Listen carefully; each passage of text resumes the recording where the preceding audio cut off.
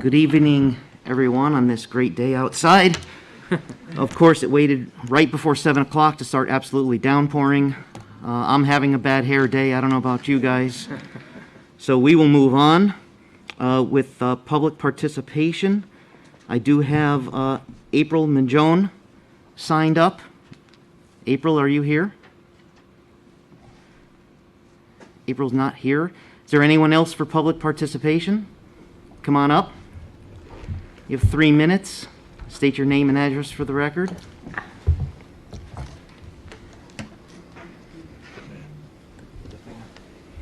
Yeah, you have it, Joe? Hi, Marie. Good evening. Is this on? Go ahead. Marie Blake, 359 Wheeler Road, Monroe. I'm here tonight to address some of the proposed changes for the policy committee with regard to public participation. The first one is an addition.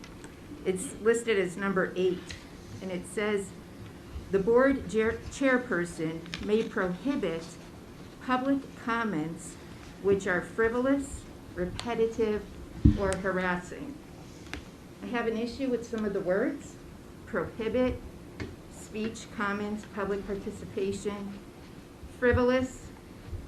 We all have different ideas of what is frivolous. Repetitive. Sometimes I feel repetitive is necessary to drive home a point.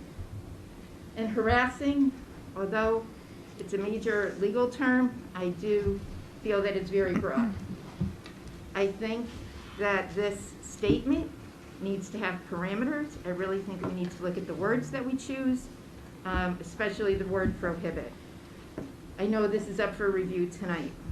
The next one, I couldn't find it on the agenda here, but I will address it.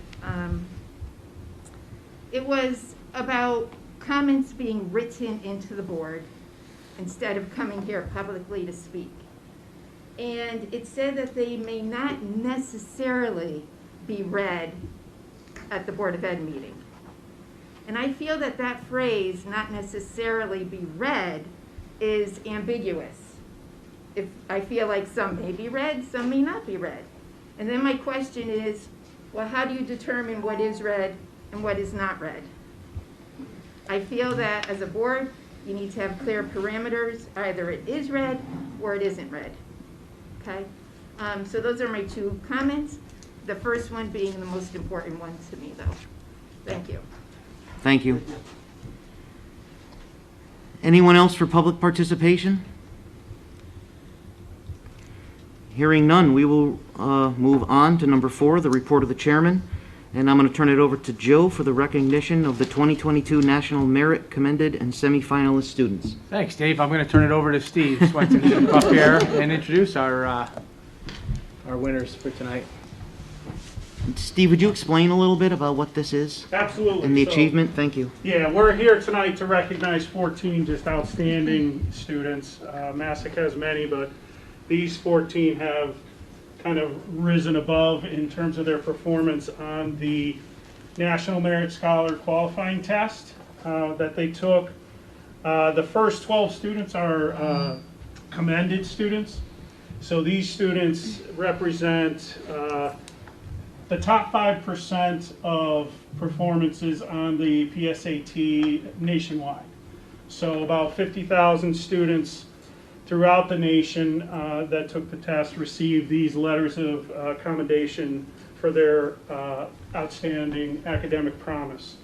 Commended students are basically placed in the top 5% of all students who took and entered the 2022 competition. And for Massac, we had 12 students who achieved this recognition. So Massac's 2022 National Merit Scholarship Program commended students are Connor Seibart. You want to come up when your name is called, please?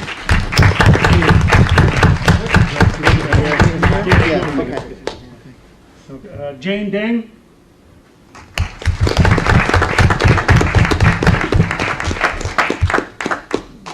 Come on down. Michael Edgar.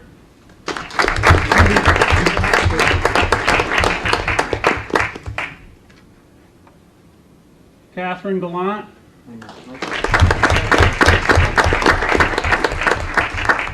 Kevin Giordano.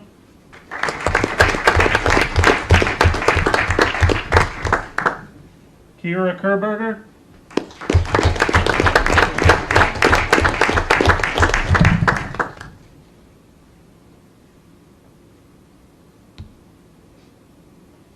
Sherry Lee.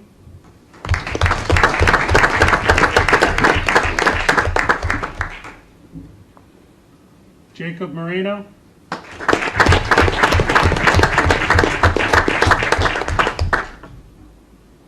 Rowan Reardon.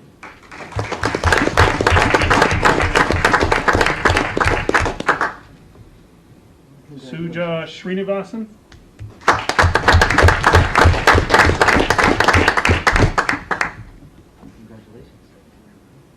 Julian Zeppatello.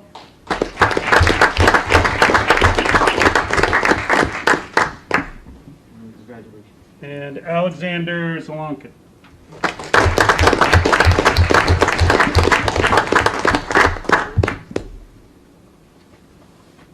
Jack, can you get them all in? Congratulations. Get us all in? Oh, Do you want the other? Yeah. Put them Okay. all together? Okay. So we did also have two National Merit Scholarship semifinalists. And the number of semifinalists in a state is proportional to the state's percentage of the national total of graduating seniors. The nationwide pool of semifinalists represents less than 1% of U.S. high school seniors, which includes the highest scoring entrants in each state, so approximately 16,000 students. According to a press release from the National Merit Scholarship Program, about 95% of the semifinalists will be named finalists in the 67th year of the academic competition, and half of those finalists will earn the Merit Scholar title. The National Merit Scholarship Program semifinalists from Massac this year are Jackson Zambrano,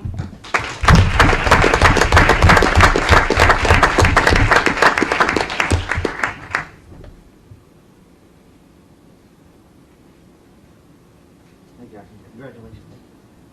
and Nicholas Caggiano.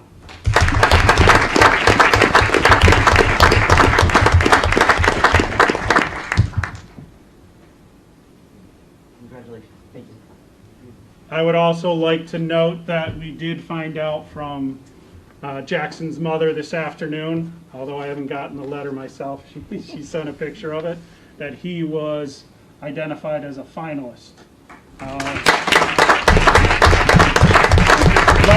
Letters are still coming out, Nick, so I don't know if you heard yet this afternoon. I'm not going to put you on the spot here tonight, but I do know letters are still going out because I haven't received Jackson's yet either, but congratulations on that, Jackson.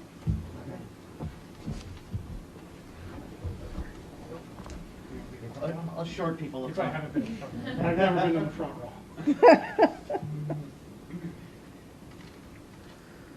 We'll let people out. Oh, yeah, that's right. Everybody get their pictures?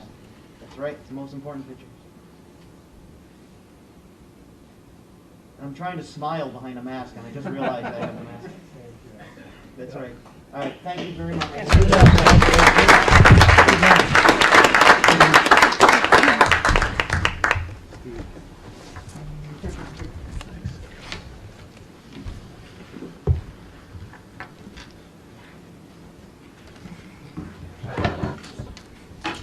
Okay. Let them settle.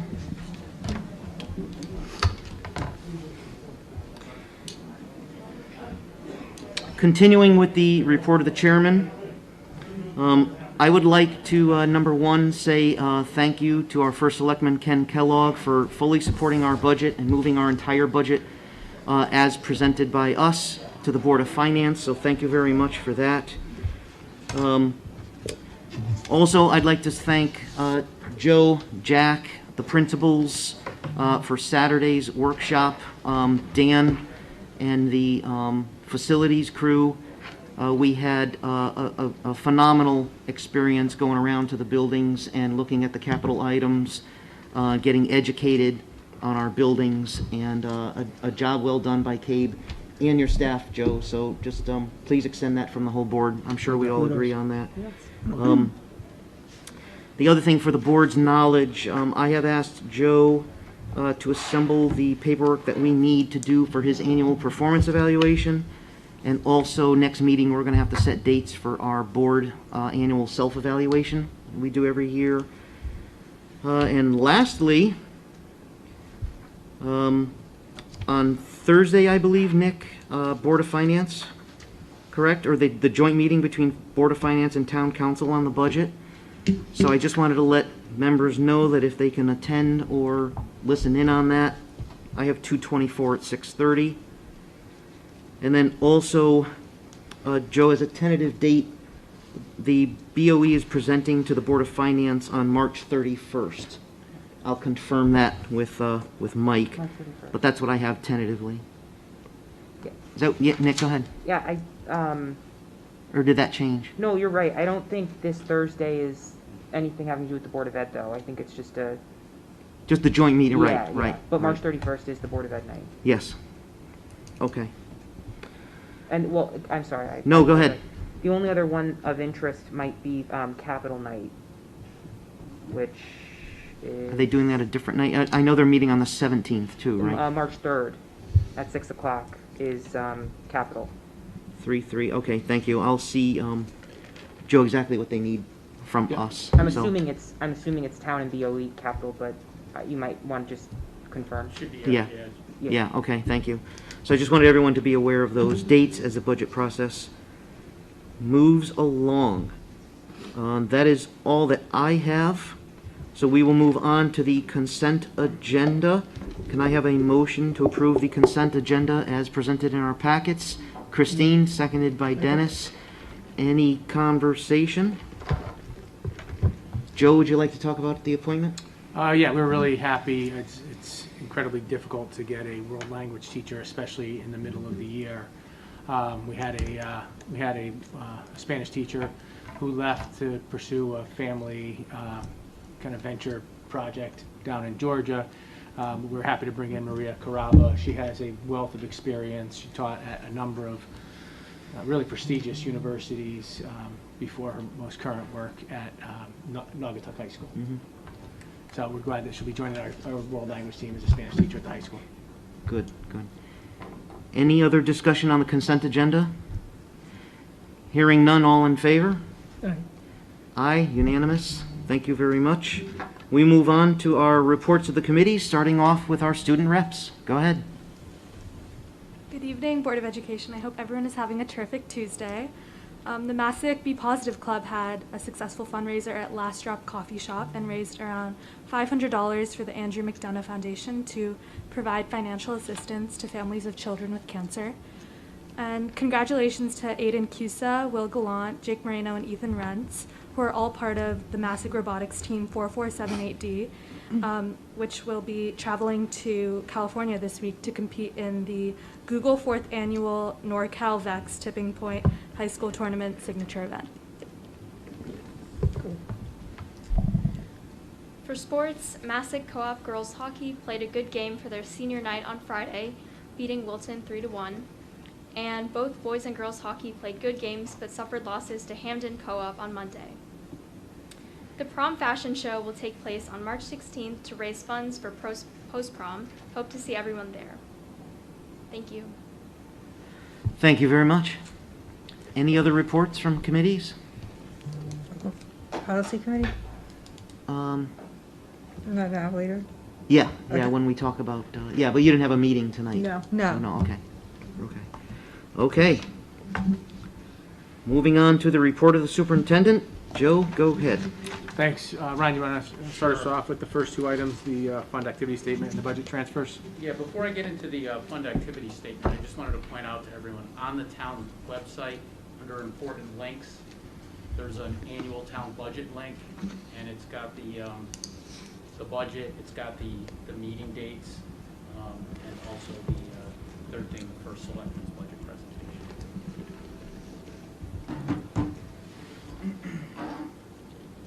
All right, so the fund activity statement. So what I just wanted to do was just go through, before I take questions, and just point out a couple of accounts that are over right now, although overall we're fine. Outside agencies right now, we're in the hole 132,000. That entire object code 753-200, we're down minus 87. A couple other accounts of interest. Transportation, special ed, surplus of almost 300,000, 299,097.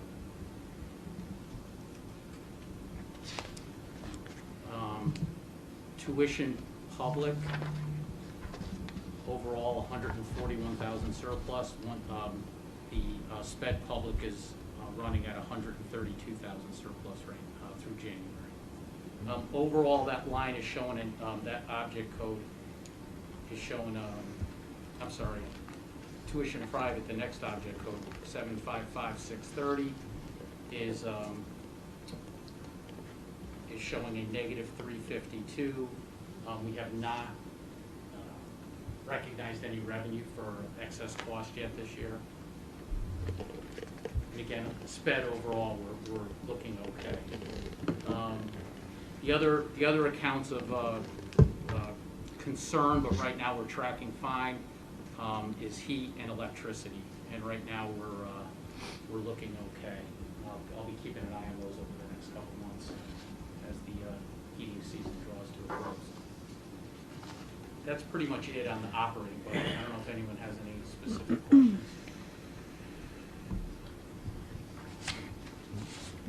And then outside the operating budget, food service is tracking well still, no concerns there.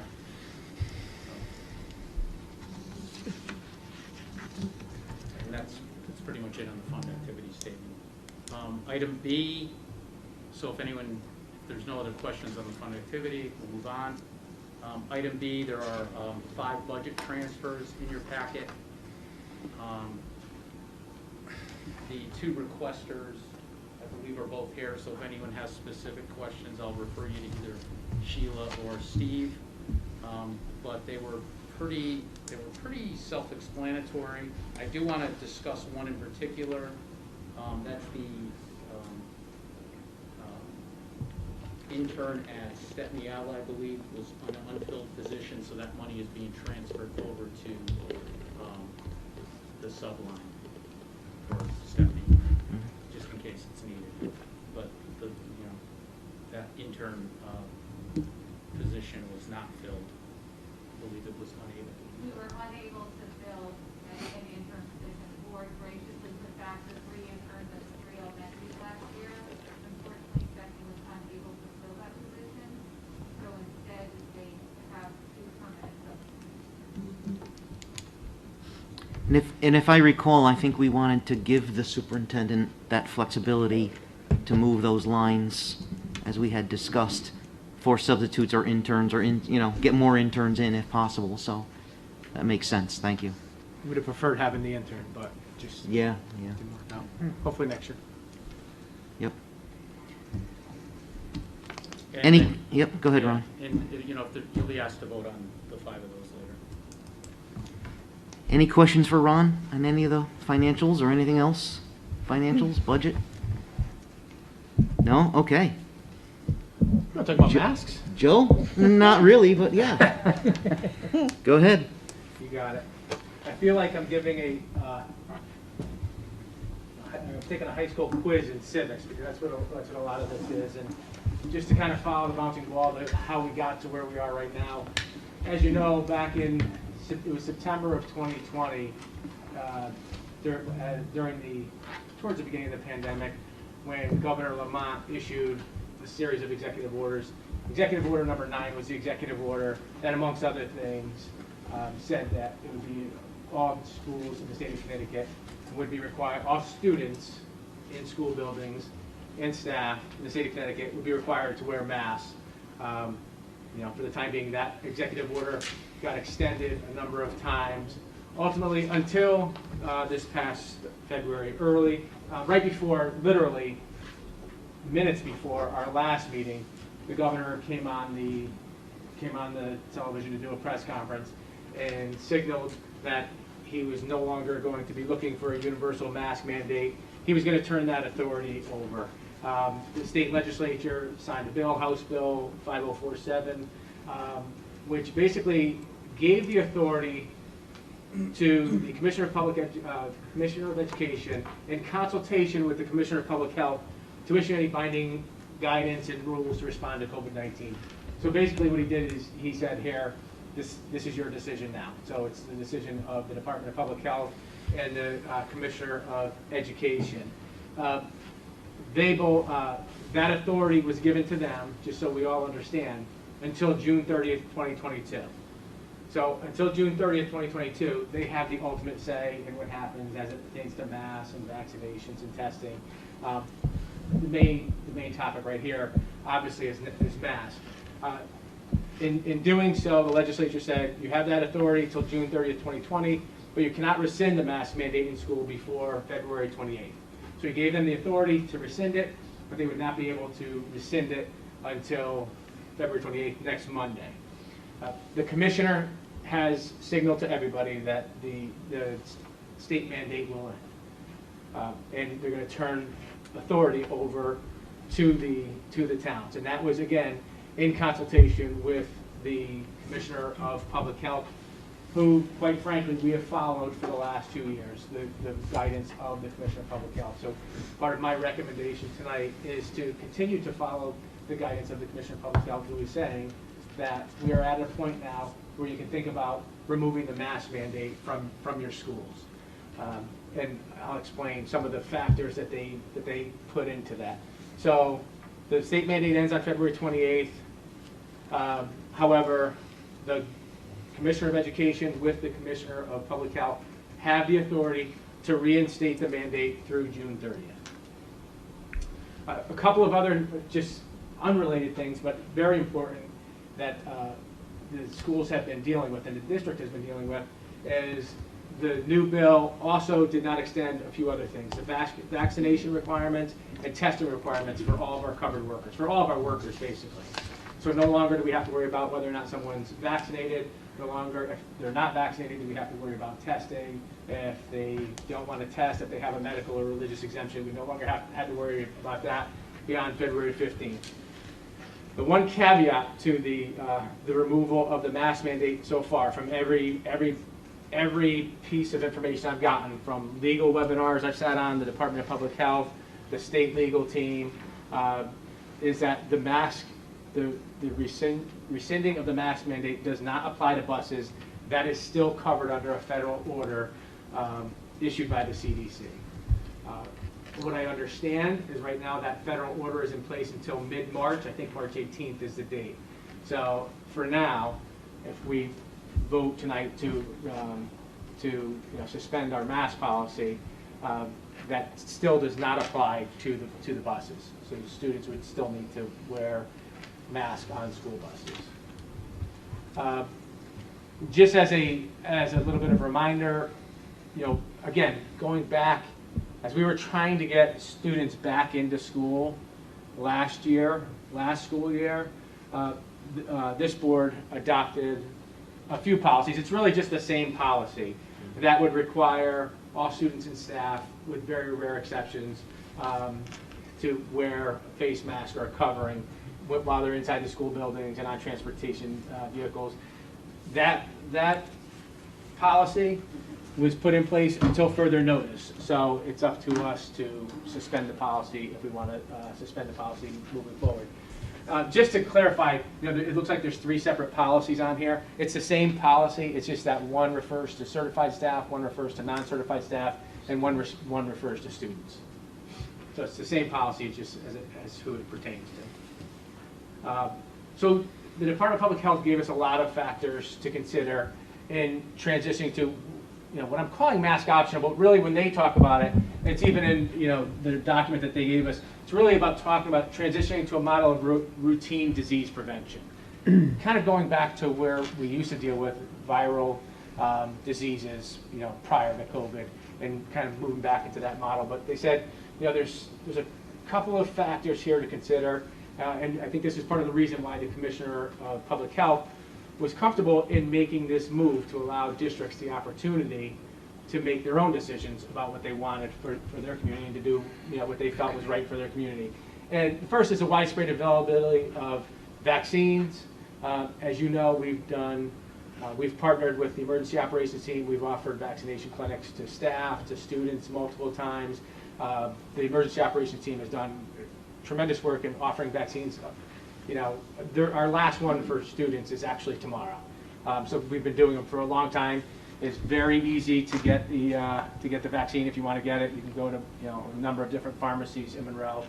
So there's a lot of vaccines, and DPH will say it's still our best defense against fighting COVID and preventing serious illness. Widespread availability of at-home COVID testing. I'll talk a little bit more about that later, but the state has made an investment in the schools. We actually have Dan Crossick's actually going Thursday to pick up another shipment of at-home testing for all of our families, for our students, and all of our staff. Again, I'll talk a little bit more about that later on. And also widespread availability of medications to treat COVID, as well as the falling case counts. So if we look at some of those metrics, I have them all here. Probably the most reliable one at this point right now is our vaccination rate. Our vaccination rate is pretty good. It's very much in line with most of the districts in our area and around the state that have made this move to a mask optional status. You can kind of see where we are, and even this 5 to 11 group at 42.29 is pretty good by state standards when you look at other districts. And we have that group coming in again tomorrow. That's the group that's coming in tomorrow for their final vaccination, if they wanted to participate in one with the schools. And we did have a number of students who did that. So we have a strong vaccination rate. If you look at the next 4 graphs, get increasingly more difficult to look at, or not, maybe the last 2. Looking at the Connecticut case trends, okay, and you see, the start of January, we had this huge spike, and we all know what we just experienced towards the end of December and into January. We saw that pretty significant spike, and then we've seen a pretty precipitous fall starting sometime around like the second week of January or so to the present. Our numbers follow that same trend. We had an increase of 256 cases from New Year's basically for the next week. Then you see all the way to to the recent pretty precipitous drop. Is kind of flattening off now, and hopefully still trending down. That's our town trend. Our school trends. These 2 graphs, I'm going to tell you right now, they're not exact. They're a little bit confusing. And let me explain. And Jack and Sheila, jump in if I screw this up. But you'll notice that there's 2 bars for students and 2 bars for staff. The reason for that is if you've ever been on our COVID dashboard, you'll notice that we don't give exact numbers for if we have 1 to 6 cases. Okay, it's between 1 and 6 cases, and that was done intentionally at the suggestion of the state to try to keep confidentiality for students if somebody had it. So if we had less than 6 cases, it was coded as 1 to 6. So what kind of makes it easy to understand is you'll notice that these 2 numbers are the same here. There's no difference here because, again, this is going back to that first week in January. We had more than 6 cases at every school. We had probably more than 10 or 12 cases at every school at that time. Same thing in here. Once you see where you have like these, and you see really the important thing here is to see what the trend is, and you see the trend going down. But once you get to these differences here, this just accounts for the fact that we might have had 1 school. We clearly definitely had 1 school that had 1 to 6. Here we probably had at least 2 schools of 1 to 6. Same thing here. So that's why you see that. So when you look at the positivity cases since the beginning of January, kind of following that same state trend that we're seeing, following the same town trend, and then the same thing, same explanation for the student and staff quarantines precipitously have decreased since January. And this one I don't put as much into because we've only quarantining at this point, household contacts, and things of that nature. We had stopped doing contact tracing, so. But the trend is still there. All the trends kind of follow the same pattern. So as we look to make this transition to, again, mask optional or to returning to that model of routine respiratory disease prevention, there's a lot of things that we're not done yet. And there's still a lot of things that the DPH is encouraging us to do and to continue to promote. And the first is, and we've said this, I know the first selectman has said it, I think just about every Friday on his phone calls, vaccinations and boosters are still our best defense against the virus. They tend to prevent more serious illness. Continue to promote and promote people getting those vaccinations and boosters. Next thing, we're going to have to remind people to kind of self-screen at home if anyone has a fever or if they're sick. The same things we've been doing for last year. If there's any of those symptoms, stay home if they're sick. Self-testing. Like I said, Dan Krofsik is picking up a whole bunch of tests. We're supposed to have 2 kits for every student and staff member in the district by the end of the week. It's going to be a little tricky getting it out. But each kit contains 2 tests. And the reason why I say it's going to be a little tricky getting it out, we were fortunate. We were in the delivery group that was supposed to get their delivery on Thursday morning. So that kind of gave us Thursday to get them ready for Friday. Now they're talking about crummy weather on Friday. So I've already put the word out to the principals, and they've already started making plans to use some of our existing tests that are in the schools out. And the reason for that is, the big recommendation is that if we go mask optional starting February 28th, that all students and staff self-test at home before they come to school that first day. Just another layer of mitigation that we can do. If we're going to remove, if we're going to take this mitigation strategy away, we recommend that everybody test before school on the 28th. We'll give the test out to people. We're not policing it. I would encourage families to do so. The next thing is really important, and I know it's been a conversation that I've already had with the principals, and that's for us, to be kind to each other. This has been incredibly trying. We are going to find that we're going to have a number of people who decide not to wear a mask, and we're going to find we have a number of people who decide to wear a mask. And we want to make sure we want to support students and families that whatever their choice is, it's okay. So I've asked our principals to have kind of developmentally appropriate conversations with their kids. I'll also ask parents to do the same thing with their kids about respecting everybody's individual choice of what they want to do. A couple other things here. Next one is just to continue the isolation guidelines for students and staff who have symptoms. So the guidance still is that if somebody is sick with COVID, right now they can return to school after day 5. They're supposed to continue wearing masks for days 6 to 10 to prevent any spread. That's still in play. So they should still be masked for days 6 to 10. Then parents to report cases to schools, districts to report cases to local health departments and the state DPH, and then to continue to follow guidance for high-risk close contacts. So if we have, those are your family contacts, people that you live with. That's where we've seen the greatest spread, for the last 2 years. Is once it goes into a family, it generally tends to hit everybody in a family. A couple other recommendations that they gave. As we make this transition to a more routine disease prevention, that we discontinue the individual case investigations and contact tracing. We've already done that, but they're just saying to continue doing that, kind of working our way back to pre-pandemic. Discontinue quarantining of students and staff with low-risk exposure, and one of the things that we've known throughout the pandemic is in-school classroom exposure is generally pretty low risk. We've seen very little spread. And then the last thing is just kind of a note of caution, and that is just to be prepared to pivot if things change. Like I said, the Commissioner of Education, Commissioner of Public Health have the authority in the state up until June 30th anyway to mandate that everyone go back to masks. If local conditions, deteriorate quickly, we would be in contact with our local health department and the State Department of Public Health to see if we would need to pivot at all. I would hope that wouldn't be the case.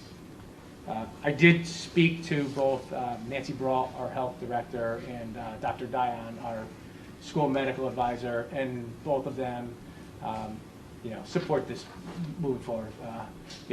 Nancy, kind of the same way I felt. We followed DPH all along. We should continue to follow them here. And Dr. Diane, indicated that he saw no reason why, seeing what's happening in communities around us, why Monroe would be an outlier based on, the circumstances that we find ourselves in now. So I just wanted to share that.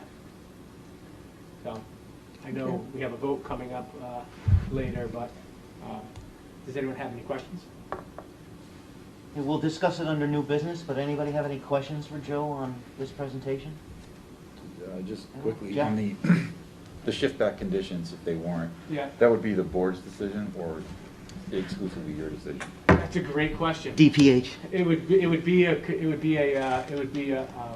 joint decision.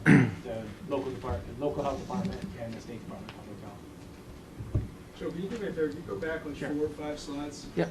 I think it was one of the first ones that you had up. All right, right there. Oops, sorry. Yep. Did DPH, on any of the calls you were on, provide any rationale for why a mask mandate would be in place, but we'd see the highest spike of cases in January? I'm sorry, Justin. Did they say why there was a? Yeah, I mean, Jeff just asked a good question, which is, if they wanted to put the mask mandate back in place, which Yeah. they do. But what I'm trying to say is January, we had the highest case total, right, with a mask mandate in place. Did they provide any rationale for what explains that giant peak right there in January if the mask mandate was in place? As it relates to the mask mandate, no. What they repeated over and over was just the transmissibility of the Omicron variant. But they didn't correlate that to, why was it so high? I think your question is, why was it so high if we were wearing masks? Yeah. If it works so well, then why are we seeing the highest, and it's exponential, right? We're not talking about a little bit more than last January, it's exponentially higher. So the policy, does it work or not, right? And I think they're starting to backtrack off that, which makes sense. If they were to try to put a mask mandate back in place, I think that this board needs to have a very serious conversation around what we do. Because as you can see here, right, that tells you everything you need to know, whether or not masks were functional or not. We had the highest case total with a mask mandate in place, all right? Nick? This chart, though, Joe, this is Connecticut, right? This was Connecticut. So this is not schools, even. This is the whole state of Connecticut. So it's not just schools. You're right. So there was no mask mandate for the state from, well, we did have one, but at the time, there was no mask mandate for the state. So if you looked at case rates in schools, it could potentially be different. I think it's 2 charts from here, Nick, where he shows staff, same time in January, the highest that we saw, right? So right there, highest Monroe cases. And then if you that's go all Monroe. That's one not just more schools. in schools, highest is there in January, and then it dissipates just like you would expect it to. So, I mean, and if we went back data-wise to show, it follows, the state line is what the school line would follow. But we don't have, this chart here and the one before starts in January of Yeah. 22, so you don't have January of 21 comparative data to look at school rates But we versus the have it. state I mean, it's not overall. on that chart, but we have it. We have it, but it's not, I don't know it off the top of my head, but Yeah. it's not there. It's not that high. Yeah, it's not that high. I can promise you that. Dennis, go ahead. To be fair, the only thing that really was relevant, if you don't mind, was the vaccination rate. Yeah. If you look at the most recent report from JAMA on February 3rd, the epidemiologist from Hopkins, which is going to refer to CDC, is basically saying it's a question of immunity, right? At that percentage, 70, 75, 76%, our town is pretty immune. Either you know somebody who had COVID, or you got vaccinated, and you still may have gotten COVID. right? So it's turning more to the flu-like symptoms like a pre-viral. Not like the Spanish flu, 2018, that is resolved by 2020, it wasn't, right? But the vaccine wasn't even available until 1933, and then the vaccine to go out was 1945. So this is a totally different virus. So the only thing that the Department of Health can really track, since we're not going to be tracking, basically COVID positive tests because you're doing it at home, is going to be how significant is the rate at the hospital. Is the hospital filling up with people who have disease or isn't it? Because you're not going to know, because according to the Hopkins study, a very significant study, basically the immunity's out there. We've reached basically herd immunity at 76% for us, and less for others in the country. So I think it's great data. It's great that we're tracking it, and I think the state is kind of fooling itself thinking it's going to track, basically cases, because you're not going to get case rates. No, not with home tests. So Yeah, that's what I said. This is Good probably data. the most reliable. No. it's great data. And- It's and good you- that we're doing better Yeah, than the rest and of the to state. compare it to January of last year would be so tricky because the vaccine just came out, so it's not a fair comparison, but I mean, in the end, it's the Omicron variant that caused the spike along with holidays, and you just saw it come down. That's really what it comes down to. I mean, Yeah, I think it's that's I think it's getting back to outside of basics. school. I mean, functions. That's Getting back to basics. Yeah. We have your kids for 6 to 8 hours a day, right? The rest of the day is yours. You should have choice on whether they wear a mask or not. You know your kids better than anybody else, exactly. right? So I'm kind of getting into the meat of the Yeah, I business, want to, we're getting Wait into our till we get to discussion the- for yeah, later, that's the so. policy. But good report. Thanks. Thank you. Okay, thank you, Joe. Okay, we are going to move forward, Joe, with the NEASC Yep, presentation. Yep, we received our final decennial accreditation report, and I just asked Steve to come and just give us, I know he gave us a little bit of a preview of it when they gave us their preliminary findings. Just push the one to the right.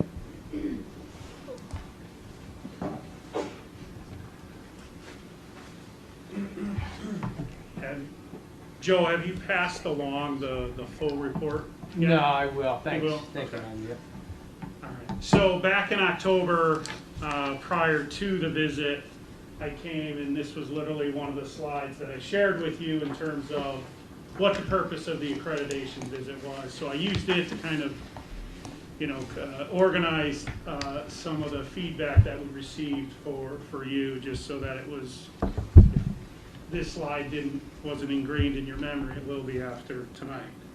So that's what they came for, and so we're just going to kind of go through that information. And I pulled, if you want to consider this an executive summary, that's basically what it'll be, and I'm going to try and do it as quickly as I can, but give it its due credit.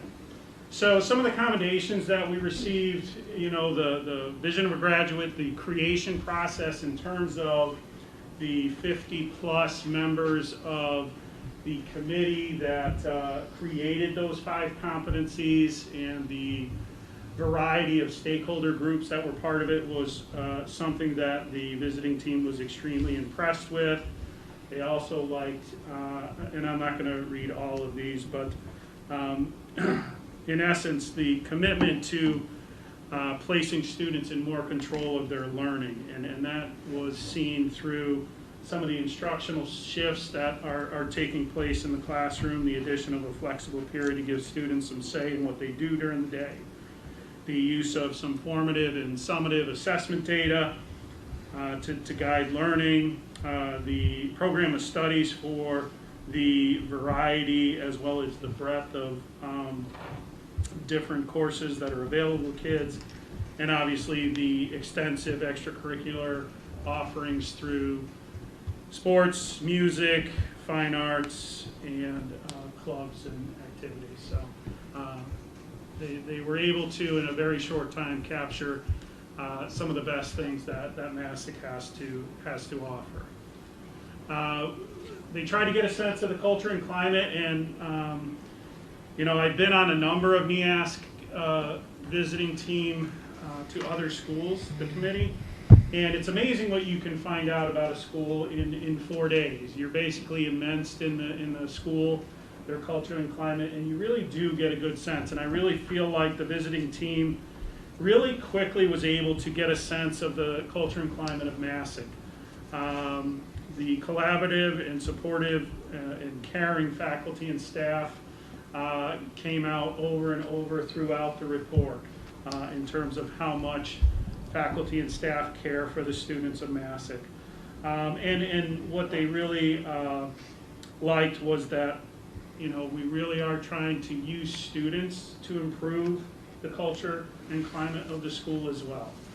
Increasing student voice is an SEL strategy that you know, will take us far if we continue to head in that direction. But you know, here are some of the things that they mentioned as part of the culture and climate of Massac.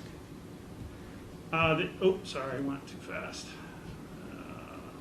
Let's go. It doesn't want to go that way. Oh, all right. All right, Joe.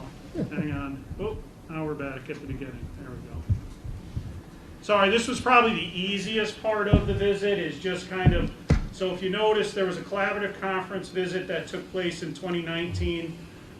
So you have the school's rating and the visiting team's rating from that visit back in 2019.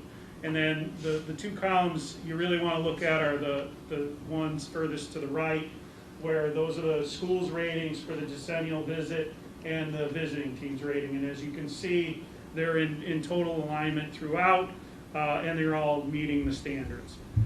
So that's a good sign in terms of Massac's accreditation status, and I'll talk a little bit more about, you know, where we stand with that later on. So we had 5 areas of growth that they were to give us feedback on our process. So the first was defining the vision of a graduate. As I said, they commended us for the process by which it was made, but they did give us those, these are some of the recommendations that they gave in terms of how we can become closer aligned to that particular standard. And really it's common sense, where we need to keep the vision of graduate competencies at the center of our decision making. If we feel like critical thinking skills, problem solving skills, communication skills, empathy, and SEL are the most important things that our kids are graduating Monroe Public Schools with, that should be at the center of the decisions that we make. And that basically sums up all 4 of those points. It needs to be part of everything that we do. It has to be part of our strategic planning, and it has to be communicated out to all stakeholder groups. The second priority area was around student-centered teaching and learning. Again, COVID kind of threw education back into the, you know, the 70s and 80s, where we were in rows, the teacher was more in front of the room, etc. But even through their visit last fall, as we were beginning to open up and do more student-centered things, they were able to see that we were headed in the right direction, and they're encouraging us to do more of that. They're encouraging us to visit classrooms across a department, but also across the school, to see student-centered instructional strategies, and also to give time to develop the lesson planning skills for student-centered activities in the block schedule. Ongoing reflection for educators, giving them time to do the ongoing reflection, giving them time to look at curriculum, to build in those authentic learning experience for students. And again, it's, you know, just like we want the teachers to provide some student voice and choice in the professional learning for the learning in the classroom, we need to do the same for teachers, to give them a voice and choice in terms of their professional learning time. And yes, some of that needs to be on supporting the social emotional needs of not only the students, but also supporting the social emotional needs of the staff as well. Priority area 4 was taking collective responsibility for all of the needs of kids.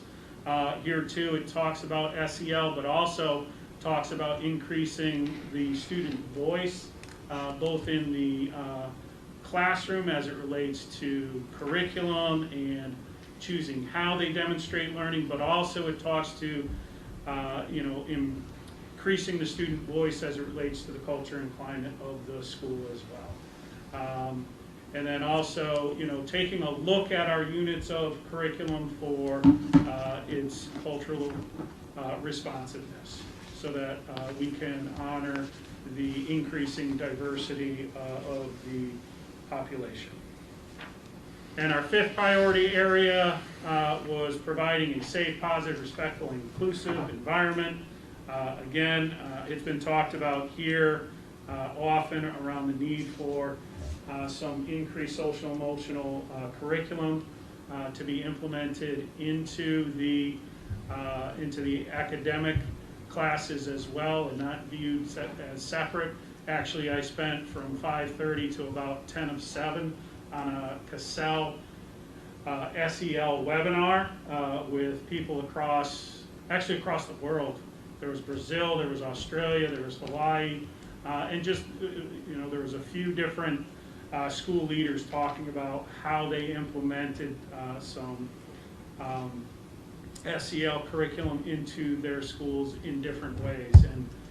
And it takes time, it takes commitment, and it takes, again, building the capacity of our teachers to support the students. So I won't bore you with the notes that I took over that time, but maybe another time I will. But again, continue to give students opportunities to give voice, and I think to connect the initiative, the social emotional initiatives, to the academic interventions.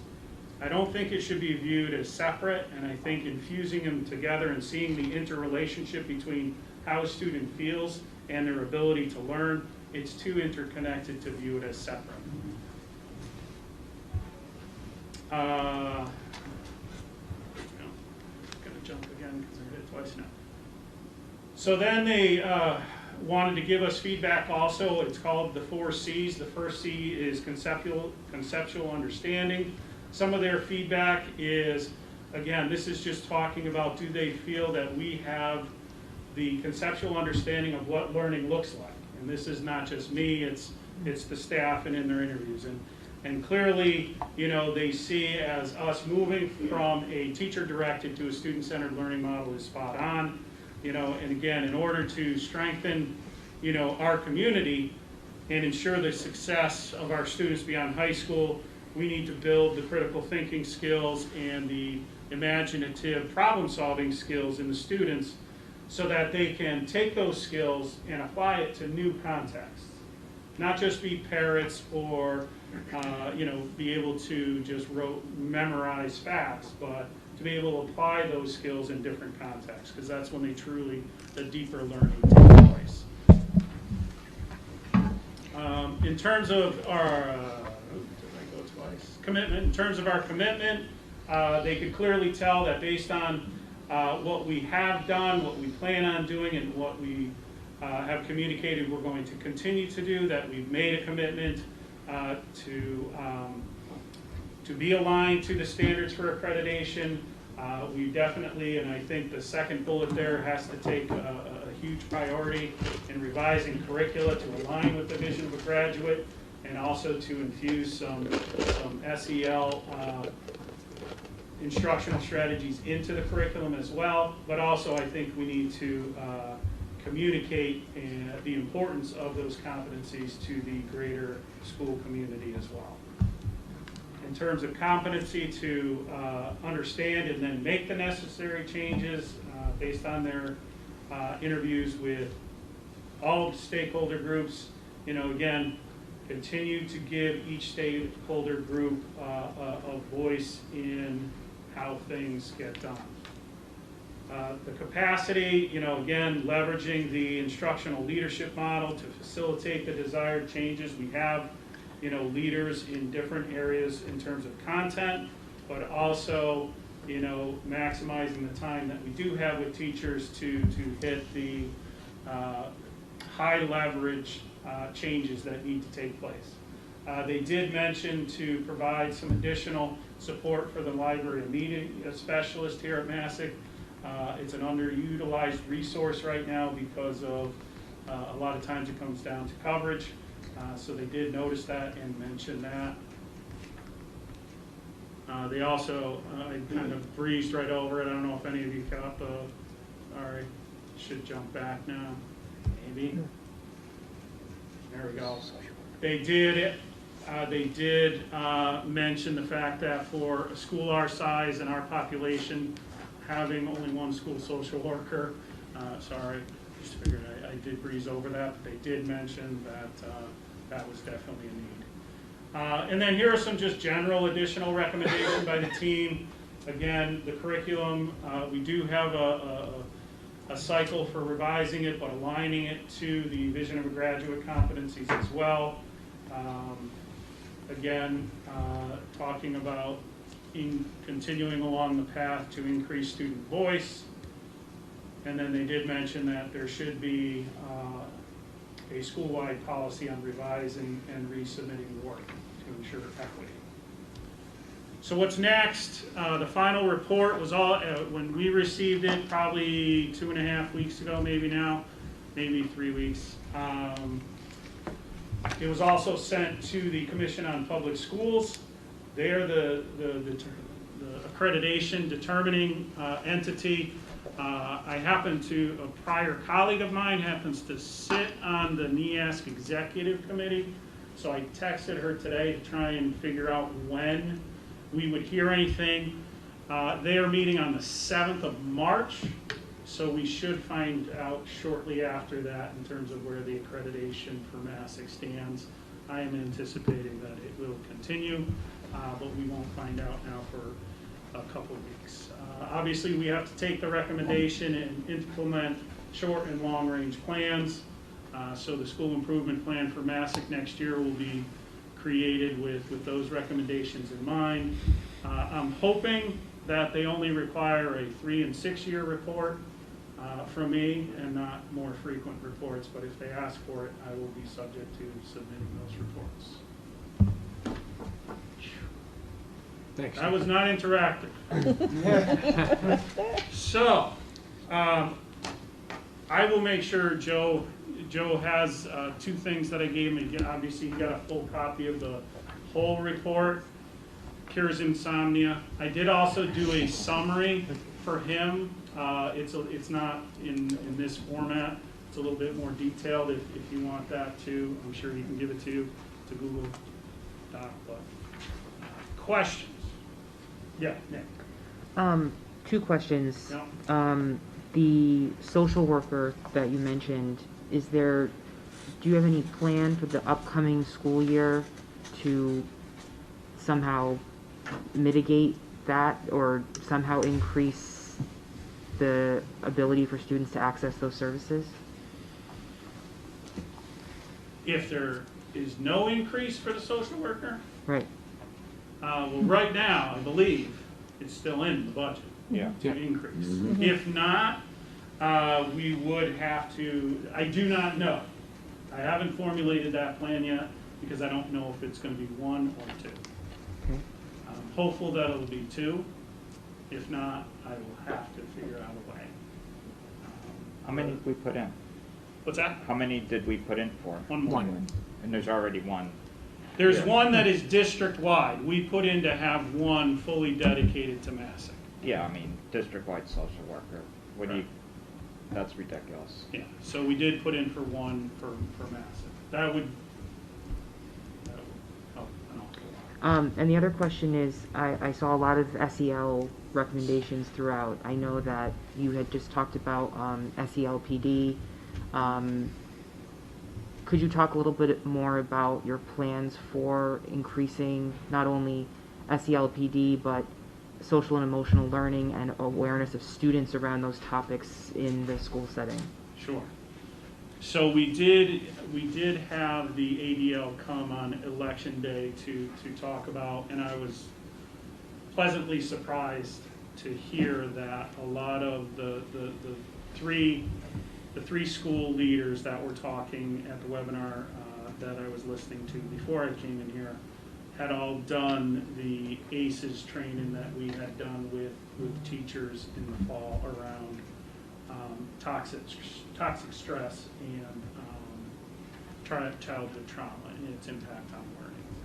They did it a little bit later in the order of things, but for March 18th, we also are focusing on a couple different things. We're focusing on the student-centered instruction, but we're also focusing on teacher SEL for that day, for part of the day. Unfortunately, there's some nuts and bolts of the SAT day administration we have to do, so those are the three topics for March. But we will be looking to focus on SEL PD for teachers. Again, we won't have time for teachers again, with the whole staff anyway, until the start of next school year. So we'll look to start this next school year with hopefully at least a framework for a 9th grade transition curriculum for the 9th grade students coming in that would focus on SEL, but also executive functioning skills, et cetera, that we would do through our flex period for kids transitioning into high school, but also looking to offer some of those same opportunities for all students if it's needed. Like I said, to a school and to a district, it is, I haven't created a 5-year plan, if that's what you're asking for. Right now, it's more triage, and to Justin's point from, I don't know how many meetings ago, I think we do need to make a long-term plan in terms of, here's the time available, here's the monies available, here's our immediate needs, here's something that we can maybe put off for a while, so that we can, again, ultimately get it filtered down to the students where it really needs to be as soon as possible. Right now, it's more triage. Understood. Thank you. Dennis? Yes, Don. Just two clarifications. The media library specialist increased use and the social work use, those are suggestions, not mandates for accreditation, correct? Oh, they're just recommendations. Yes. Thank you. Yeah. They were pointing out an underused resource. Anything else for Steve? No? Thank you, Steve. Thanks, Steve.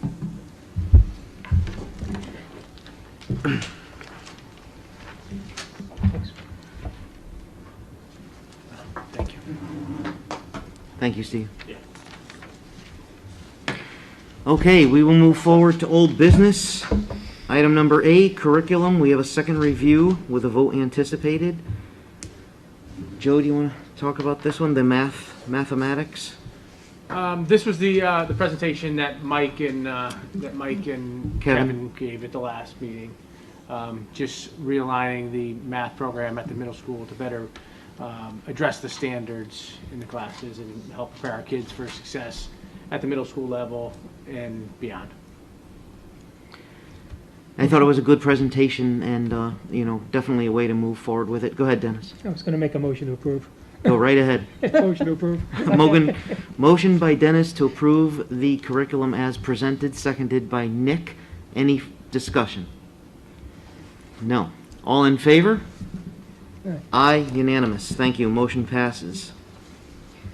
Okay, that's all we had for old business. We will move on to new business. Item number A, policy first review. Shannon, if you could just briefly discuss 1120 and 9320, and then I'd like to hear from the policy committee members, and then we'll move forward with that discussion, because we will have to... So just those two right now? Yeah, let's take them. I think those two are more aligned, correct? Right, well, it's streamlining is the theme here tonight, too. We have some policies that, like, the same topic is discussed in different policies, and trying to keep everything just, streamlined. We looked at public participation is talked about in both policy 1120 and 9320. So policy 1120 was revised to most accurately reflect our policy for public participation at meetings. And now in 9320, It's just going to basically reference you to policy 1120 for public participation. So 1120 will cover public participation just in one policy now instead of two. And then with the approval of that, does that make sense? Did I say that? Yeah, no, I know what you Okay. mean, yep. Yeah, it's streamlining it into just discussing the public participation policy in one policy, and then that way it just keeps it more easier to, maintain and everything. And then upon approval of that, if the board chooses to pass that, the public participation statement on our agendas will just be like updated to reflect it. Okay, so from looking at the policies, I could see how the language was struck out of 9320, put into 1120, like you said, it's referred to 1120. It was a little bit minor contradictory, like there was like, I There- think one there- said 2 minutes, one said 3 Yes, minutes. that's correct. So it was to make it one policy. Yes. Okay, and then there is some new language in 1120. It's not in blue, but does everybody have that policy in front of you? Okay, so Mine's in the on card. page 1, that's okay, page 1, number 1, questions or comments are to be restricted to the specific agenda item being discussed. Does that mean that public participation is going to be restricted to agenda items only? Or is that, Yes. that's what, It was, I mean, this was my first policy meeting that we discussed this, but if I remember correctly, in part of the bylaws, it stated that. So there was a right? Wasn't there a contradiction, like it didn't, or we didn't specify it? It was already in the policy. It was, right. It was already in the policy. It wasn't in the wording on the That's, yeah. agenda. It was there, but not there. Yeah. It was in the policy. We already had it in But the it policy, wasn't but on it our wasn't on agenda. it wasn't spelled out and made clear on the agendas. Right. So that's all that was. It wasn't a change to anything. It was just how it was worded in one place and not the other. Right, it was already a policy. So it was already a policy that public participation topics had to be relevant to what was on the agenda for the meeting that night. okay. Yeah. But when you looked at the board agenda and under public participation, that was not worded the way the policy was written. So we're just trying to match the agenda piece to the policy piece. Okay, I So the got you, and yeah, policy- Jerry, yeah. I'll because there was one time where I did put on the agenda, and it was for a budget workshop, that public participation comments would be restricted to budget agendas, because it was a budget workshop. That's the only time that I've changed that. And I want to hear Jerry's, what Jerry's comments are, but I just wanted to let the board know that I think if somebody comes here to speak to us as elected officials, that they should be allowed to say whatever's on their mind and not have it be restricted to the agenda item. So if that's old language or new language, I just wanted to have a conversation about that. I know every member of the Board of Public can always email us and all that, but I think, I don't think we should restrict public participation to only what we're discussing to that night. That's just my 2 cents on it. Jerry? And that's when my phone exploded. And with Okay. with all due respect to, I mean this, Dave, this is not about you, it's the named chairperson. The way this was read in the public, if it wasn't on the agenda, they'd have to submit it to the superintendent or you. And then it's your agenda. You create the agenda. Dave, please don't take this the wrong way. I'm No, saying I what you don't said take to it me. personal, yeah. You could just choose to exclude it. And that's where the residents are having a fit, saying, wait a minute, this is not what the Board of Ed's about. If we have an issue in May that we want to talk about in February, then we should be able to come and address that issue quickly, in our 3 minutes or 2 minutes. Yep. So that I agree with you that if somebody wants, if they give up their time to come here, they're afforded that 3 minutes to speak, if it's on the agenda or not. I totally agree with that. I mean, But what's that's- interesting is then our meeting on Saturday, right? what, Well, no, that was a CAVE workshop. right, but I'm Oh. saying, in Oh, our but CAVE from workshop, he specified, because it came up, right? And didn't we agree of what he, Nick? how he, Nick had said generally Right. that is being put in. correct. He didn't say it I'm was just always being put in. He saying said it. that you saw this, when he explained it, you agreed with it, Jerry. I did, but Right. Yeah. part of being an adult is learning, and I learn all Right, the time. but I'm saying, that was the But whole remember, thing. when it came up here, I was arguing, and if you want to be honest, Christine, I brought it up to Nick, and I told Right. Nick afterwards I wasn't happy with his answer. When we talked about it here, to me, it's ostracizing. You're saying, I don't have a problem either way with it. We were just Well- matching the language of what the policy said to the agenda. That's really Yeah. all it came down to. We didn't change the policy. No. This isn't a just change there. in policy. This is literally taking the policy and putting it on the way it's written on the agenda. so it was So always, if it wants a policy change, that's to go to the policy committee, correct? Yeah, it wasn't a change to the It wasn't a policy. change to the policy. This was just to match the actual policy to the way the agenda's written, because they contradict each other. Yeah, go ahead, I Dennis. think you're thinking two different things, right? I think, as in most committee meetings, right? If you have an agenda, you stick to the agenda. So you don't have, but it doesn't mean people can't come and bring up other topics. but this It means says that it, The way it's written right now, I hear you, Gary. okay. But you should be able to bring up other topics, but you don't have to address them as a board. Oh, at I know that. meeting. That's We don't in here. address anything That's as a board. kind, yeah, the latter that's part of in that there. committee. Right, that's in there. That statement says it. But I That's think it. it is ambiguous the way it's stated right now. So I think we have to address the actual policy Right. that states that, not what we're doing. Like I said, we're matching just what was on You're the right. agenda and the policy. That's all that was. If we're gonna do a policy change, then that's gotta go through the policy committee to get voted on. Yeah, so we just bring this Correct. back to the committee, Right. which we've done a That's all it zillion is, times. exactly. We just send But it back. that's all this was. This wasn't a change in the policy. I This still is think our it's- existing policy. It Right. still should be one policy to Yes. address public participation. Correct. I agree. So that was one thing I pulled out of this, and then I also on number 8 on page 1, the board chairperson may prohibit public comments which are frivolous, repetitive, or harassing. I understand I have a lot of discretion with public participation with that, but I do feel that's subjective. And I certainly, barring anything that is way over the top, would let somebody speak for their 3 minutes unless it violated another policy, which is they can't complain about a teacher or a student or something like that, because there's a process for that. So, Jerry, go ahead. And what we have in here takes care of that, because let's say 10 people came up on the same topic. Don't we have a 20-minute limit on our Total. public participation, and it's Yeah. over? Yeah, Total. So in a way, I agree with you on this one too, is what I'm trying to say. yeah.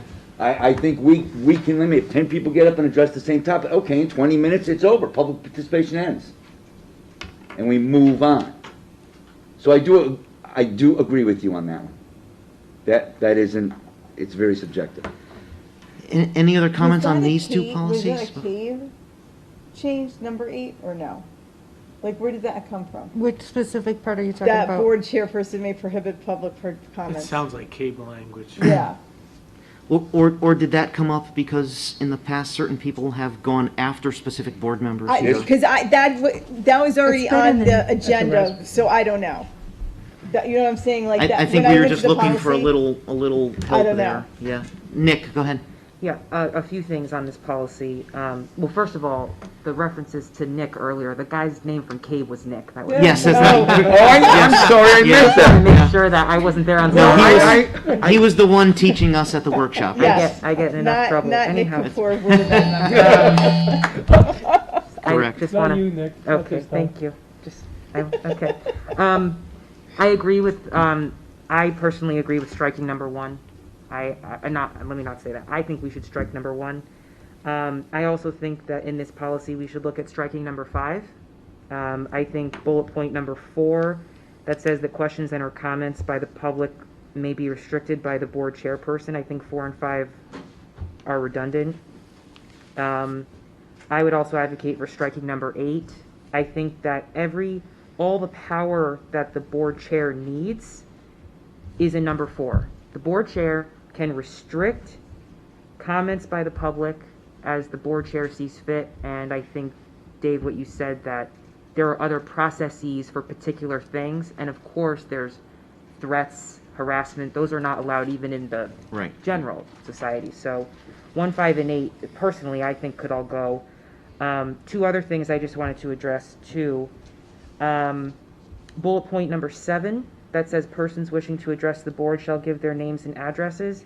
In the blurb on the agenda, we say the same thing, but we also say, however, student speakers should state their name only. I think that sentence should come in here as well. I think that's good policy, but I think it should be part of the policy and not just the agenda language.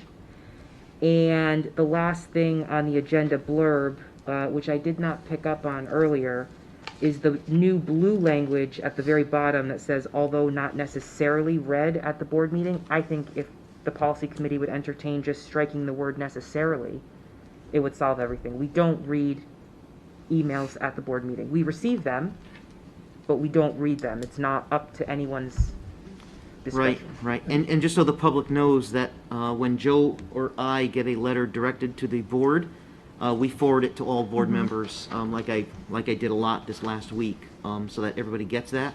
And also, speaking of which, on a board chair email that I'm part of now, there was a good suggestion from a couple of board chairs, and I talked to Joe about this. And if you agree to this, we can do it. Paul said he could probably do that with the email all. I think he has it set up. If you go to our website, there's all of our pictures, and you can click on our names and get our emails. What the suggestion was, and I think it's a pretty good idea, is at the top, put an email with a link to email the entire board. Joe would get a copy of it, and that person would get an auto reply that it has been sent to every single board member. Thank you very much for your comments, and you can always come to participation as well. So I think that's a good idea, because right now Joe and I have to forward everything. We do not want to reply all and get into a situation like that. And so if that's okay you're with aware you. of that issue on a phone that, I think it's me, Jerry, who is it? Yeah. Me, Jerry, and Alan? Whoever's on the right side. It's a good now. If you're on the iPhone and you go to the Board of Ed, the 3 of us are on the right side, so you can't click on our names. Unless you turn the phone sideways. I love that. Really? Oh, that wasn't Really? On a mobile device, you mean? You Fine by me. Less Yeah, emails. yeah. Yeah, so Narrowed window. you would have to and most people don't flip it. So then if you're looking for our 3 contacts. Right. So in other words, she Or likes that your thing. advice. She likes Only your, on a phone? You're going, yeah, Just fine. on a phone. Only if it's Yeah, on a it's phone? Yeah, on Yeah. a computer screen, it's wide It's enough wide. so you can see the whole everybody's. But if you're on a phone, and unless you actually flip it, the 3 of us are cut off. And we got a couple emails this week with only 6 of us. And I was like, I wonder why you guys aren't on this email. And Jerry's Oh, like, 'cause that's no one why. likes us. I was like, okay, all right. So is everyone Not everyone necessarily comfortable with doing that? We'll just put Yes. one button Yeah, on there, that's so a great we idea. all get everything. Yeah, We all and get that will shared. solve that issue. It's a great idea, Dick. Okay. Yeah. Pretty sure Okay. Paul has it set up already. Okay, so I'll double so check. that's good. Nick, go ahead. Just one more suggestion for you to consider. When people submit something, you should potentially say that your comments to the board are public. Like our emails are FOIable. Yep. So things that people email to us could become part of the public domain. So Right, right. Yeah, that's a good disclaimer on Yeah, there. Make sure like you like fill in out an the auto right reply. Yeah.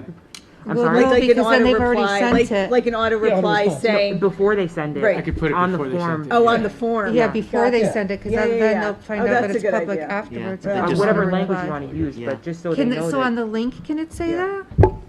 Or I you could probably ask have to Paul to ask change Paul. that on the interface, because I think he already made the change where you can hit a select all already. But I could have him say, Some kind please of note that any correspondence to the Board of Education is subject to the Everything Freedom of submitted is, Information yeah, Commission. yeah. Subject And we to will the- know that you guys respond, so that we're not all responding, even though we all. Right, we don't want that, right, right. And I always respond, I just hit reply, so whenever you Right. see me on the emails that you folks are on, I hit just reply.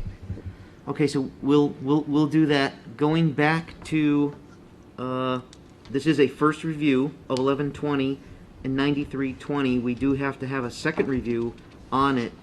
So we could either, at our next meeting, send it back to policy committee, or we could, as board members, submit some language that we'd like to see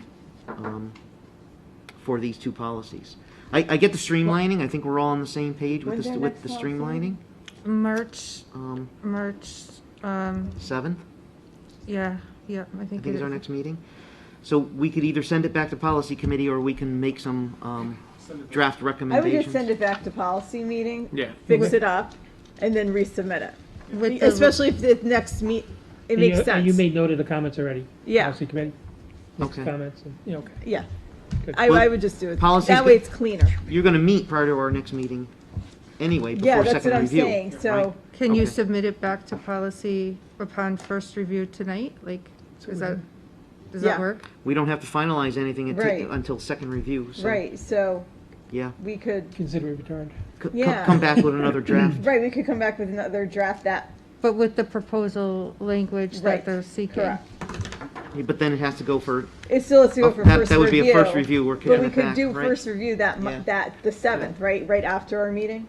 Like, our meeting's. No, because it wouldn't be on the agenda. Oh, it won't be I on the don't think. agenda. it would have to come back. So the following meeting. All right, that's fine, though. Nick, I see you're thinking, right? Procedure-wise, if we kick it, if we decide today we want it to go back, right? Obviously, we're all not happy with the 100% of the language here. So just be March 21st meeting. Yeah. Yeah. Then Yeah, I it'll think come it- back But at least it gets for to a first policy review. for next Yeah. policy. So should meeting. board members send the committee what they think their changes should be? Yes, Thank you. Right, yeah. yeah. Okay. That's Yeah. a good idea. Yeah, Okay, so but the let's, streamlining, which was our intention, that's what we were trying to do. We get that, Which is- yeah. yeah, it's just some Streamlining of the and other, consistency. sentences. Mhm. Okay, so that takes care of A, number 1 and number 2. A, number 3. There are 4 policies there, which, again, Shannon, if you can talk to, but I understand those 4 policies as protected class language Mhm. is being standardized. Mhm. Is that correct? Mm-hmm. Yep.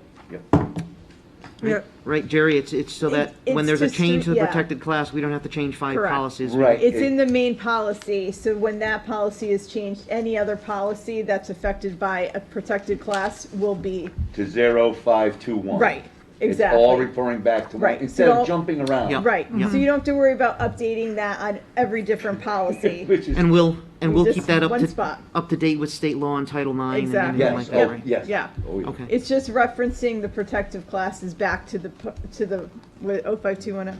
No. Yep, Yeah, yep. right, 05210. Motion approved. Everybody Yep. understand that? Any other questions on that? Again, we'll bring those 4 up next meeting for Yeah. second review, if that's okay with everybody? Okay. I think that's a great way to streamline too. Okay. All right, that takes care of item number A. Item number B, approval of the budget transfers as presented. Are there any other questions or conversation on that? No, then I will entertain a motion. Motion Dennis? approved. Dennis is making a motion to approve the budget transfers as presented. Do I have a second? Nick, thank you very much. Any discussion? Hearing none, all in favor? Aye, unanimous. Thank you very much. We shall move on to new business. Item number C, the mask policies. So ladies and gentlemen, we have 3 policies in place right now that mandate the mask wearing. It is up to us if we want to suspend those policies, which would put us in line with, as Joe explained, the DPH standards. If we do not suspend those policies, then we will have a mask mandate moving forward until we as a board change that. So conversation on that, Nick. Yeah, I just have a question, kind of a procedural question, I guess. So Joe, you had talked about in your presentation that if we suspend these tonight, after February 28th, students and staff, I'm assuming, have the option to wear a mask if they so choose.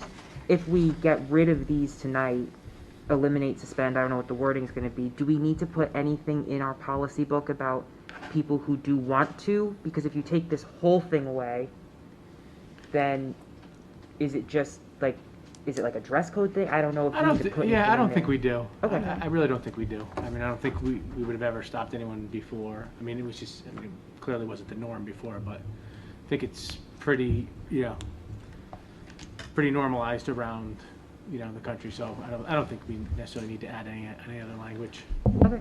We do want to be very clear about respecting everyone's decision with that, though. Whether they want to wear it or not wear it, we need to be, that staff and our Exactly. students understand that they need to be respectful of each other. For Yeah. whatever their decision is, it's okay. And it's effective, like Monday, February 28th, kids can come to school without a mask. Correct. If that's their They parent. could not If rescind, it so the passes. language, the statutory language, they could not rescind it Right. before February Right. 28th. So But Monday, as the policy's written, that excludes the buses. Right. So you'd have to So- modify the We policy. don't have, We don't do we don't have anything on jurisdiction But over in our buses. Federal. policy, it says masks, right? So you'd have to put verbiage in there to say excluding transportation, which is federally controlled.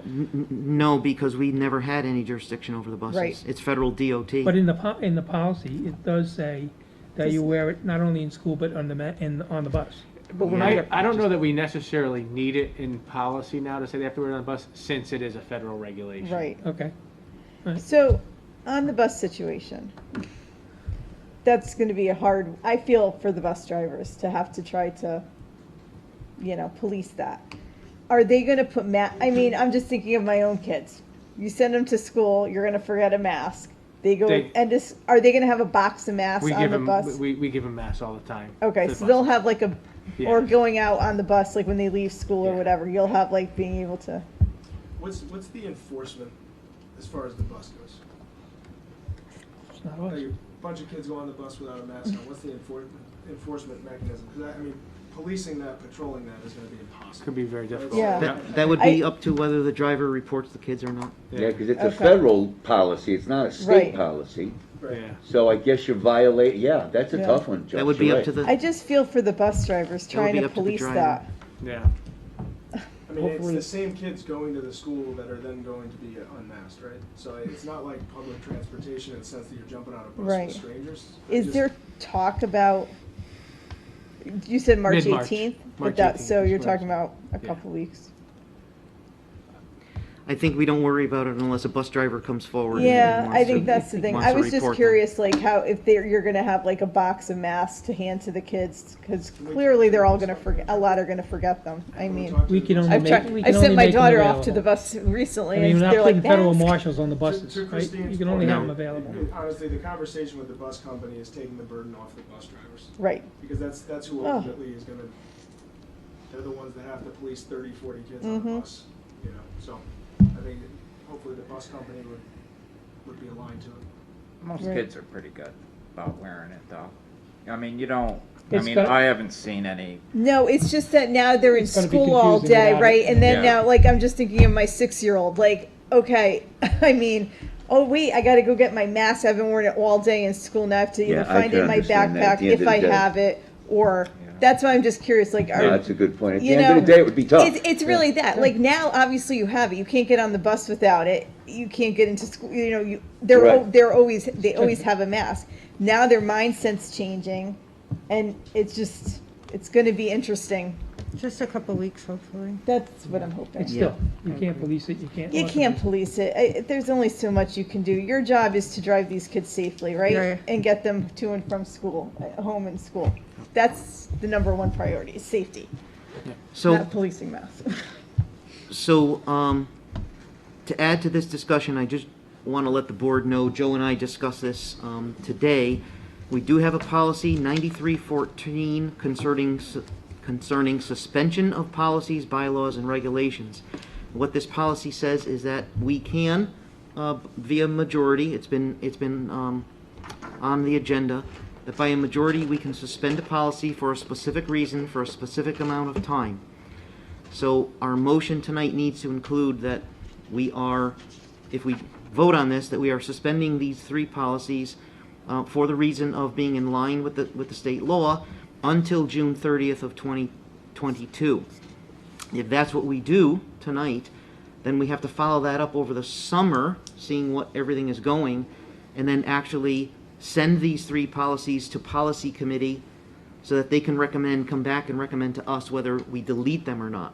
Because under our policy, we can only suspend, and then we would have 2 reviews to actually then end those policies. But, where we're going to be next summer, I don't know. So, but that's what our policy says now that we can do, and then we would send them back through the process of 9311. Dennis?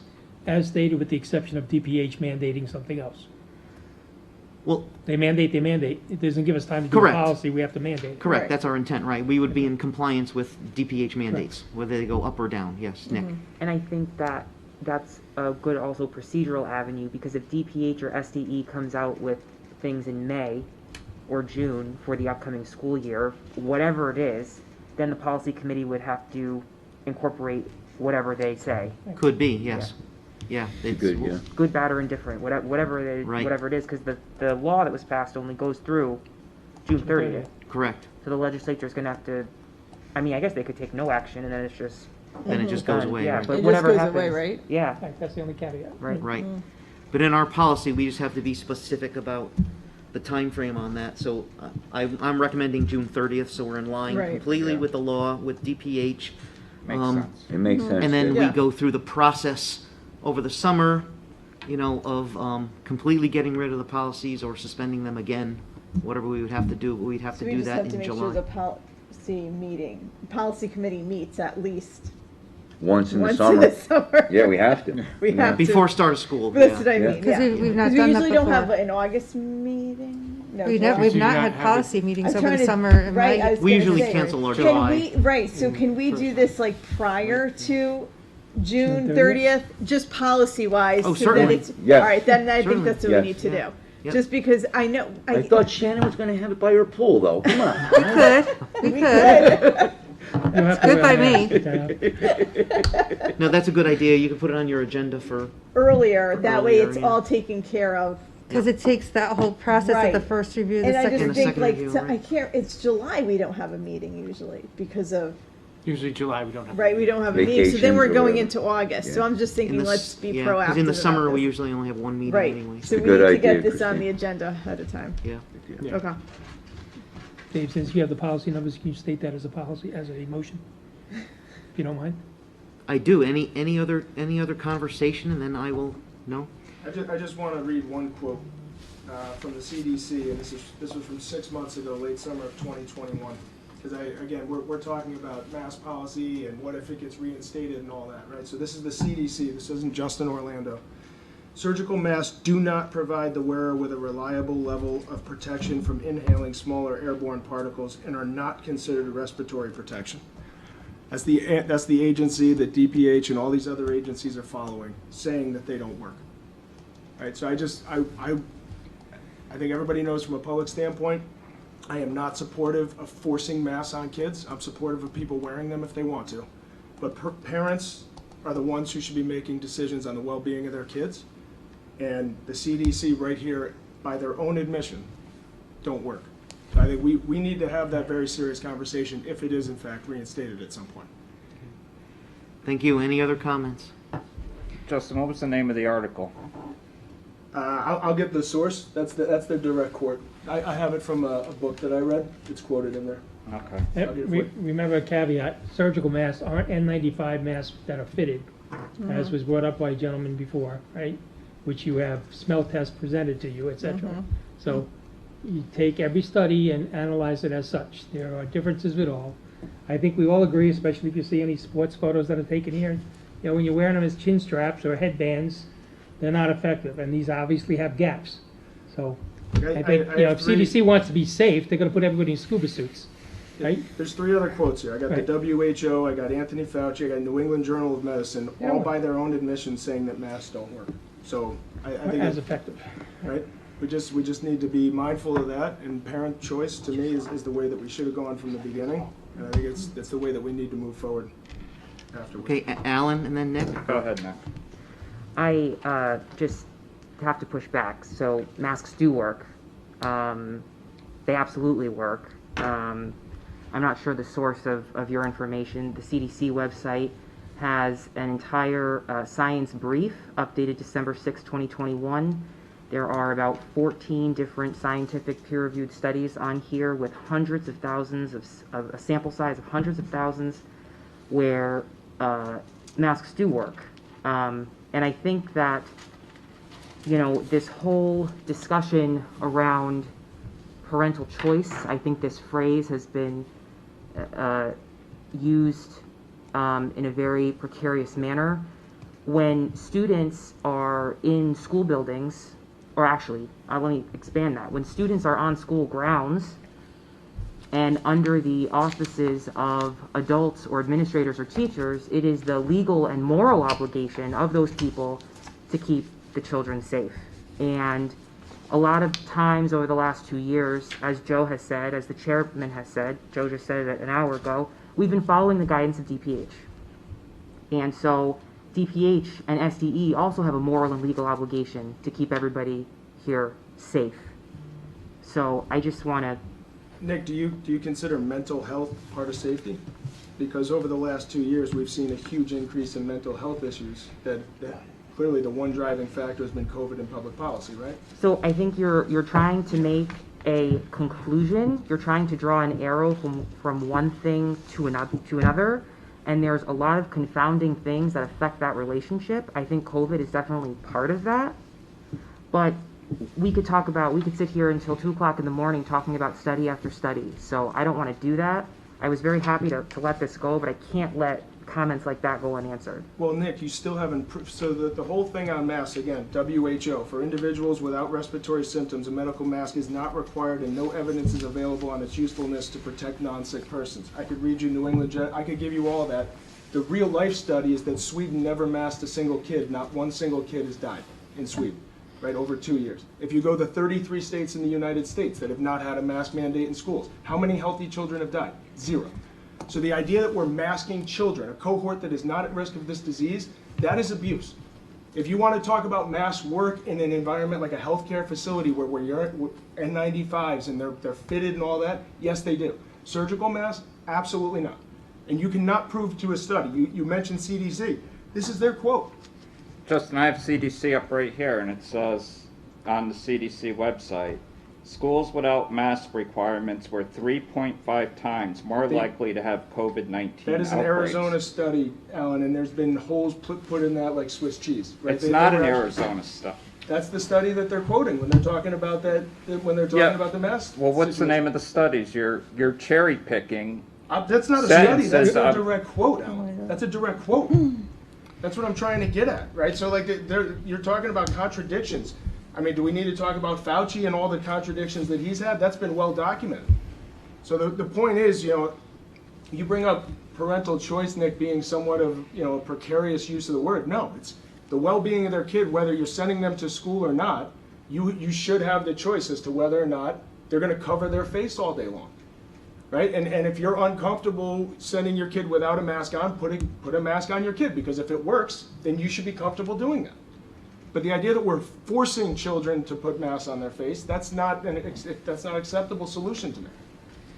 I'll leave it at this. When I told my 6-year-old that she did not have to wear a mask, the excitement of her, the fact that she comes home and she's like, I can't breathe, Mommy, it's hot, my mouth is hot, and the excitement that she does not have to wear a mask if this passes on Monday would stop all this conversation. She's 6 years old. She doesn't need to wear a mask. Just to see her face and excitement, this is why we need to do this. They don't need to be masked. They need to go to school to learn. Okay? And yes, if you want to send your child to school with the mask, go right ahead. But to have my 6-year-old masked for this past 2 years, daycare and now in kindergarten, is heartbreaking. Heartbreaking when you see them come home. It's awful. And I think And we're I all work ready in to pass healthcare. it. I've been around COVID since before it even, you had to wear a mask. I've been around COVID for 2+ years. I deal with it every single day. Every single day. More than any one of you in this room. Every day I have to deal with it. So to have my kid not masked is the best thing ever. Best thing ever. I mean, here's the insanity of it. My son's playing a basketball game. Do you know how they wear their masks? Under their chin. Under their chin. They're not wearing them correctly. Christopher's mask broke. You know what? The ref stops the game. You need a mask. Or you have to come out. Okay, I run, I give him a mask. All he had to do is put it under his chin. That's the enforcement of these masks. They're not enforceable. They're not doing it. So you're talking about a basketball game where kids are sweating and in each other's faces against another school. There was no spread of COVID with that close contact, and there's no enforcement. I'll leave it at that. I think that's what we were gonna vote on. Yeah, I'd like to call a vote. I think Yeah. everyone's opinion, It got out matters, but unless- I think with this vote, it will do what people want it to do, won't Exactly. it? I mean, Okay, so, do I have a motion to suspend policies 4118.237, 4218.237, and 5141.8 to be in compliance with the state law regarding the wearing of masks in schools until June 30th, 2022.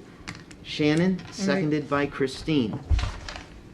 Thank you. Any further discussion on this?